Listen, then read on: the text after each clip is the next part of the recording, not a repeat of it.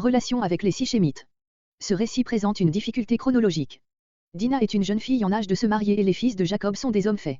Or, au retour de Padan Aram, l'aîné n'avait que 12 ans et le cadet 6 ans et Dina était plus jeune que tout. Ces faits ne peuvent donc s'être passés immédiatement après l'arrivée de Jacob en Canaan. Il faut supposer ou bien que le séjour à Sukkot a duré assez longtemps, ce qui est peu probable, ou bien que ces faits sont racontés ici par anticipation et que l'auteur en a joint le récit à la mention du premier passage de Jacob à Sichem. On s'était peut-être habitué à réunir dans la tradition les faits qui s'étaient passés dans les divers séjours de Jacob en cet endroit. Plusieurs critiques voient dans ce chapitre la combinaison de deux documents qui auraient raconté les faits chacun à leur manière. Mais nous verrons que le récit est parfaitement suivi et que les incohérences qu'on signale n'existent pas. Verset 2. Le et vient. Voir Genèse 10.17, note. Prince du pays. Apposition de Hémor, nom de Sichem. Verset 3. Chercha à gagner le cœur. Ayant l'intention d'épouser la jeune fille, il cherche à lui inspirer de l'amour. Verset 5. Jacob apprend la chose avant la venue des morts. Jacob avait gardé le silence. Il se sentait trop faible pour agir et du reste c'était aux frères de la jeune fille à prendre la défense de leur sûre. Comparez Genèse 24.50, note. Verset 7. Pendant que Hémor et Sichem se préparaient à faire leur démarche, les fils de Jacob sont revenus, de sorte qu'ils les trouvent avec leur père. Les fils de Jacob étaient revenus sans rien savoir et c'est à leur retour seulement qu'ils apprirent la chose. Une infamie contre Israël. D'autres traduisent, en Israël, comme dans les expressions semblables de Deutéronome 22.21, Juge 20.6, de Samuel 13.12.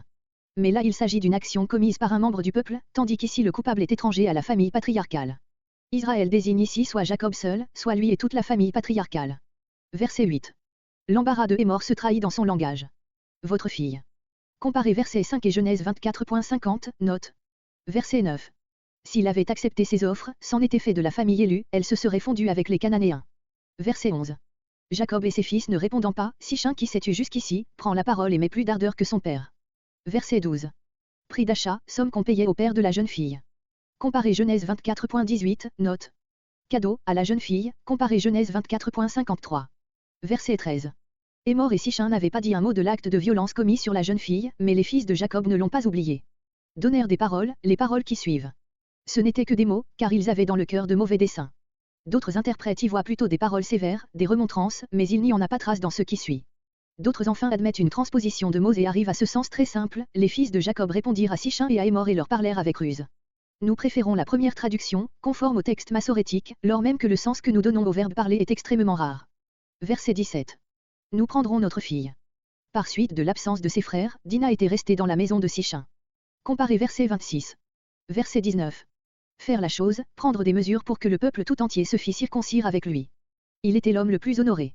L'importance du rôle que jouait Sichem dans cette ville est rappelée pour expliquer le succès, assez improbable en soi, de la proposition qu'il va faire au peuple. Verset 20. Se rendirent à la porte, à l'assemblée générale des habitants. Verset 23. Si ces gens s'établissent chez nous, leur richesse deviendra celle de la ville entière. Hémor et Sichem terminent adroitement leur discours par cette considération, qui doit l'emporter sur la répugnance naturelle que devait exciter leur proposition. Verset 24. Tous ceux qui sortaient par la porte. Dans Genèse 23.10 et Genèse 23.18 nous trouvons l'expression « ceux qui entraient par la porte ». Ce sont les bourgeois de la ville, qui sortent et entrent librement. La ville, littéralement sa ville, celle de Hémor, dont Hémor était le chef. Verset 25.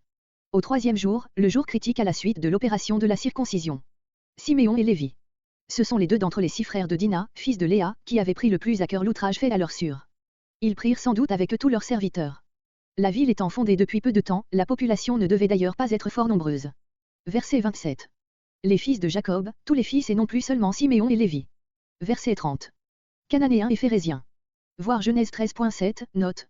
Jacob ne parle ici que des conséquences dangereuses de l'acte, mais au chapitre 49 dans la bénédiction de ses fils, il exprime toute l'horreur qu'il lui a inspirée et ne donne ni à Siméon ni à Lévi le droit d'aînesse qui, une fois enlevé à Ruben, Genèse 35.22, Genèse 49.3-4, leur reviendrait pourtant.